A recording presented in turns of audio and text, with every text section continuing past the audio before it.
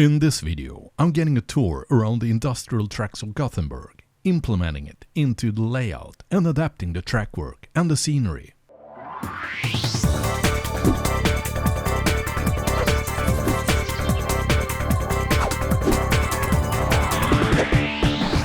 Hello and welcome to another video tutorial in this series about how to plan and build a custom model railroad.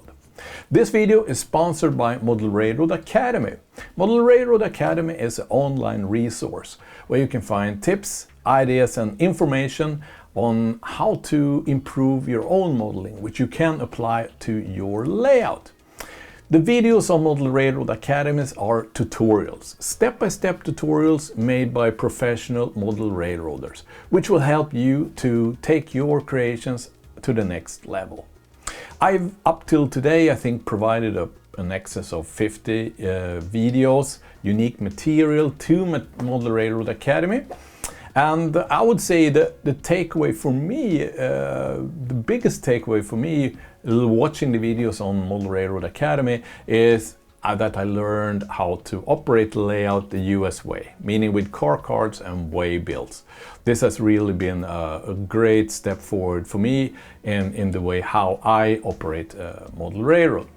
Right now, Model Railroad Academy has a Black Friday deal. So the first of you, 2,000 viewers, signing up for a premium membership for US dollar $149, get a full year. So this is only valid for November. So I'm putting up a link where you can click and sign up, and you will get this deal now already. This video is really a continuation of the previous video where we went through the 5 steps of how to plan a custom-made model railroad. So if you haven't checked that out, check that video out first. In this video we will take this rough outline of track work and go out in the real world to find environments to model and scenery for the model railroad. And in opposite to last week, where I didn't really have a clue of what to model, I've now decided to model the town I moved to, meaning Gothenburg. And I've been contacted by a guy here who's been living his whole life here doing train spotting. His name is Alexander, and he will take me on a tour around the industrial rail network here in Gothenburg, and we will look for environments which could be implemented onto my layout. And by a bit of modification to the track work and a bit of changes in the size and length of lines and sidings, we will make it a real-life model. So let's go to the car and get Alex. So I picked Alex up at the railway station and we went north from there, along a road called E45. First destination was Marieholm. Alex wanted to show me this. It's a crossing over a road. There are gates. You'll see in a moment here. I will drop down with Google. You see here, there are actually gates for the train. So the gates for the train is typically down and open for the cars, and then it switches when a train is passing. So this is kind of nice arrangement to have on the model railroad, very specific. You see the gates. And also these tracks, they service 3 industries here, which has a long history in Gothenburg. One of them is a steel wholesale house, and another one is a salt importer, so they're importing salt for different usage.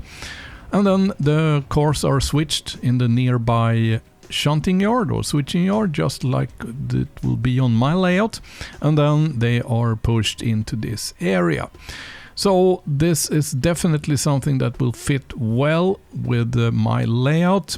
So I'm planning to add this at the North Terminal. So all I need to do is to implement a photo. So I took a photo from Google, put it in there into the layout plan, and then I just adapted the track work slightly because it's actually 2 switches, turnouts, and 1 crossing, and not a double slip crossing there. So this part is ready, so we moved on to the next one, and that is the old Gothenburg main switching yard or shunting yard. It's like in parallel or just a short bit from this Marieholm industrial area, which it will be also on my layout.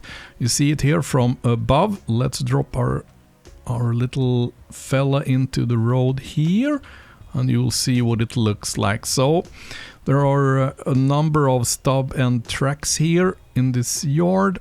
I will only have 3, which will be more than enough to suit my needs. And I will also, I think, delete the locomotive shed here. They have several positions for maintaining locomotives and also cars, and I will skip that. Now you can see also I have changed the layout slightly here. I moved the switching yard to the outside and have the main passing on the inside. This will improve access when you're fiddling around with the cars, and well, then passing trains is not a problem, and also it will match the prototype better. Here you can see that the service facility is sticking out way too much for my layout. It will not be possible to pass on the outside if I add that, so I will skip that. I've anyway decided to skip that from start with this layout, so it's not a big thing. From here we went on again. This time we went to a place called Tingstad. On this location there is a big scrapyard or recycle company called Stena. There were no access to the area. We couldn't make any film there, so I'm instead taking some photos from Google here. And you can see that it's a big area with 1 track going in, and it kind of splits into 2 tracks. Now I will kind of make this freebase a bit when I do this. I will not do it exactly like this, but anyway it will be the same thing. So I cut and paste in a piece of Stena recycling here, adapted the track work slightly and put it on the hill.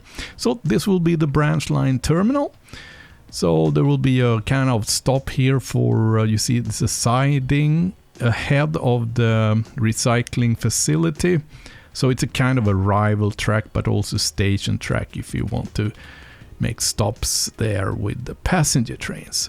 Alright, the last stop on our journey around Gothenburg was to the old harbor area called Gullbergsvass. Now this is an historic area, so there are no harbor activities going on there, or very little at least, and no freight. Looking at the layout scheme, you can see that I pushed the access to the harbor to the main station, so the passing track on the main station is actually now a rival track for the harbor area. And here I've cut and pasted the harbor area into my layout, and also adapted the track work.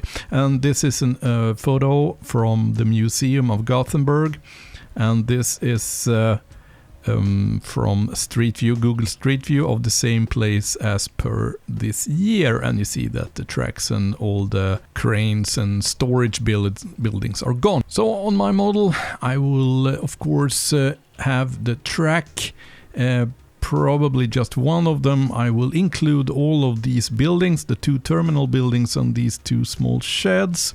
I will also try to make 3D models of the cranes. So that will make my Gullbergsvass. First part of this harbor area was completed back in 1871, and it was in service until middle of 70s. It was built primarily for loading and unloading timber and coal by barge. Then as a last extra stop we made our way to this yard. It's also a historic yard, no longer operated, but you can see here it's a 3-way switch. There is often discussions in forum if 3-way switches do exist, and they do. Here's one in Gothenburg. Alright, so now we're basically ready to get started on the framework construction, meaning that wooden foundation which will hold and keep holding without warping or skewing or sagging our model railroad. So this entire planning work now has been completed in less than 2 weeks. So I would say if you do this in your spare time, evenings, I would assume that you will not need more than a month doing the planning work. So it's not a very lengthy process. I know for my previous layout I spent 18 months doing the planning, but then it was not very active. So the 18 months was a total length. So having these foundations in how to plan and what to think of and what to include and what to consider, then planning process gets much more efficient than if you're just trying around a lot of different designs without knowing the directions or what to think of really. So I hope this series will be useful for many of you designing your own model railroads. And as mentioned in the previous video, if you're absolutely new to model railroad and do not have any real experience in operating model railroads and don't have a clear view of what you like and want to include on your layout, then buy a layout track plan book. Yeah, that's the best way, because then you can just browse the different layouts and see what fits into the size you have available at home or in your garage. And then pick one of those ready-made track plans, just buy the tracks and start building. So it's a much quicker way to get started. And once you have completed and operated that layout for a while with the kids or friends or on your own, then you have a much clearer view for what you liked with that layout. So you can expand on that on the next one you design on your own. So I hope you enjoyed watching the video and have some takeaways from it. If you would like to support the channel, please get over to Patreon, set up a support account there from $1, $2, $4, $5, $20 per month, whatever you find reasonable, or make a one-off donation using the PayPal dialog found in the video description below. If you're not yet a subscriber, subscribe, enable that little bell, and you will get a notification once next video gets published. Until that happens, see you.